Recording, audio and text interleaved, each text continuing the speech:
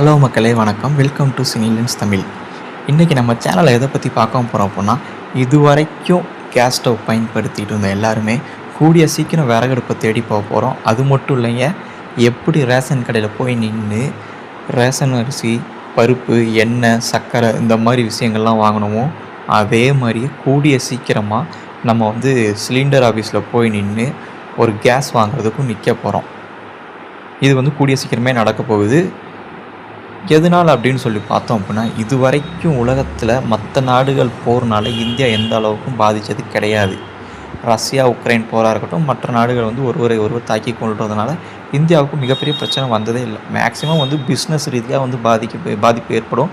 அது சீக்கிரமாகவே சரி பண்ணிடுவாங்க. ஸோ மற்றபடி வேறு எந்த பிரச்சனையும் இருந்ததில்லை. இப்போது சிலிண்டர் தட்டுப்பாடு ஏற்பட போகுது அப்படிங்கிறத இந்தியன் கவர்மெண்ட்டும் அனௌன்ஸ் பண்ணிட்டாங்க, தமிழ்நாட்டு கவர்மெண்ட்டும் அனௌன்ஸ் பண்ணிட்டாங்க. அது மட்டும் இல்லைங்க, இந்தியா முழுக்க பிரைம் மினிஸ்டர் மோடி அவர் ஒரு அவசரகால சட்டமாகவே சிலிண்டர் தட்டுப்பாட்டுக்காக ஒரு சட்டத்தை போட்டிருக்காரு. என்ன அப்படின்னு சொல்லி பார்த்தோம் அப்படின்னா, சிலிண்டர் பதுக்கலை தடுக்கும் சட்டம். சிலிண்டர் உபயோகிப்பதை ஒழுங்குபடுத்துதல் அப்படின்னு சொல்லிட்டு ஒரு சட்டத்தை கொண்டு வந்திருக்காரு. எதனால் அப்படின்னு சொல்லி பார்த்தோம் அப்படின்னா, வேறு எதனாலையா இருக்கும்? கண்டிப்பாக ஈரானை எப்போ அமெரிக்கா அட்டாக் பண்ண ஆரம்பித்தாங்களோ, இந்த ஈரானை அமெரிக்கா அட்டாக் பண்ணுறதுக்கு எந்தெந்த கல்ஃப் கண்ட்ரீஸ்லாம் அவங்க வான்வெளியை பயன்படுத்திக்கிறதுக்கு பர்மிஷன் கொடுத்தாங்களோ அவங்க எல்லாத்தையும் ஈரான் சரம் மாதிரியாக அடிக்க ஆரம்பித்தாங்க, இறங்கி துவம்சம் செய்ய ஆரம்பித்தாங்க. அந்தந்த கல்ஃப் கண்ட்ரீஸில் இருக்கிற அமெரிக்க தூதரகத்தை அடித்து நொறுக்க ஆரம்பித்தாங்க. எண்ணெய், அதாவது பெட்ரோலியம், அந்த விஷயங்கள்லாம் இருக்குது பார்த்தீங்களா கல்ஃப் கண்ட்ரீஸில், அந்த மாதிரி எண்ணெய் உற்பத்தி நிலையங்கள் எல்லாம் முக்கியமான நிலையத்தில் ஈரான் இறங்கி அடித்தாங்க.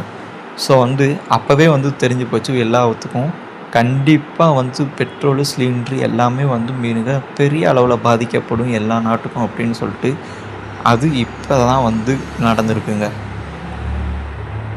இந்தியாவுக்கும் சரி மற்ற உலக நாடுகளுக்கும் சரி பெட்ரோலு, சிலிண்டர் இது ரெண்டுமே மிகப்பெரிய அளவு தட்டுப்பாடு ஏற்பட போகுது.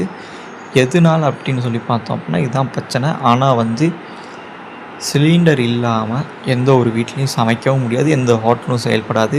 சென்னையில் இருக்கக்கூடிய மிகப்பெரிய ஹோட்டல் சங்கம் எல்லாமே சேர்ந்து பிரைம் மினிஸ்டர் ஆஃபீஸுக்கும் தமிழ்நாடு சீஃப் மினிஸ்டருக்கும் ஒரு மிகப்பெரிய ரிக்வஸ்ட்டாக, ஒரு கோரிக்கையாக சொல்லியிருக்காங்க.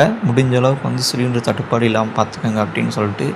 என்ன அப்படின்னு சொல்லி பார்த்தோம் அப்படின்னா, வீட்டில் சமைச்சு சாப்பிட்றவங்க இருக்காங்க, இப்போ ஹாஸ்பிட்டலில் தங்கியிருக்கவங்க, ஆஃபீஸ் போகிறவங்க, வெளியில் வேலையாக சுற்றுறவங்க எல்லாருமே ஹோட்டலில் தான் பெரும்பாலும் சார்ந்து இருக்க வேண்டியது இருக்குது. ஸோ அத்தியாவசிய தேவை அப்படிங்கிறதுல கேஸ் சிலிண்டர் மிகப்பெரிய ரோல் ப்ளே பண்ணிகிட்ருக்கு இந்த சமுதாயத்தில். ஸோ சிலிண்டர் தட்டுப்பாடு ஏற்பட்டுச்சு அப்படின்னா எந்த அளவுக்கு பாதிப்பு ஏற்படுங்கிறத நினச்சி கூட பார்க்க முடியல. ஒவ்வொரு குடும்பத்தில் இருக்கக்கூடிய பெண்மணிகள் எல்லாமே கண்ணீர் விட்டு கதறும் நிலைமை தான் ஏற்படும். விறகத்தடி எழுந்தால் கூட விறகு கிடைக்காது. ஏன் அப்படின்னு சொல்லி பார்த்தோம் அப்படின்னா, குறைஞ்சபட்சம் நம்ம இருக்கிற காடு எல்லாத்தையுமே அழிச்சிட்டு வீடாகவும் கட்டடமாகவும் காம்ப்ளெக்ஸாகவும் அப்பார்ட்மெண்ட்டாகவும் கட்டி வச்சிட்டோம். விறகுங்கிறத பைனாக்குலர் வச்சு பார்த்தா கூட தேடி எடுக்க முடியாது, அந்தளவுக்கு தான் இருக்குது. ஓகே மக்களே, நானும் பிரார்த்தனை பண்ணிக்கிறேன், கண்டிப்பாக சிலிண்டர் தட்டுப்பாடு சீக்கிரமாக சரியாயிடணும், இந்த நாடுகளுக்கான பிரச்சனையெல்லாம் சீக்கிரமாக தீர்ந்துடணும் அப்படின்னு சொல்லிட்டு. இந்த நியூஸ் உங்களுக்கு பயனுள்ளதாக இருந்துச்சு அப்படின்னா நம்ம சேனலை சப்ஸ்கிரைப் பண்ணி பெல் ஐக்கானை கிளிக் பண்ணி ஆல் அப்படிங்கிற ஆப்ஷன் ஓகே பண்ணி வச்சுக்கோங்க. மறக்காமல் நம்ம வீடியோக்கு ஒரு லைக் மட்டும் பண்ணிடுங்க. எந்த வீட்லையாச்சும் இது வரைக்கும் யாராச்சும் பாரம்பரிய முறையாக இன்ன வரைக்கும் நம்ம விறகடுப்பில் தான்ப்பா சமைச்சு சாப்பிட்றோம் அப்படின்னு சொல்லிட்டு ஏதாச்சும் ஒரு குடும்பம் இருந்துச்சு அப்படின்னா அவங்க மறக்காமல் நம்ம சேனலை கமெண்ட் பண்ணுங்கள். உங்களே பார்த்து எல்லோரும் தெரிஞ்சுக்கட்டும். நன்றி, வணக்கம், டட்டா, பபாய், see you.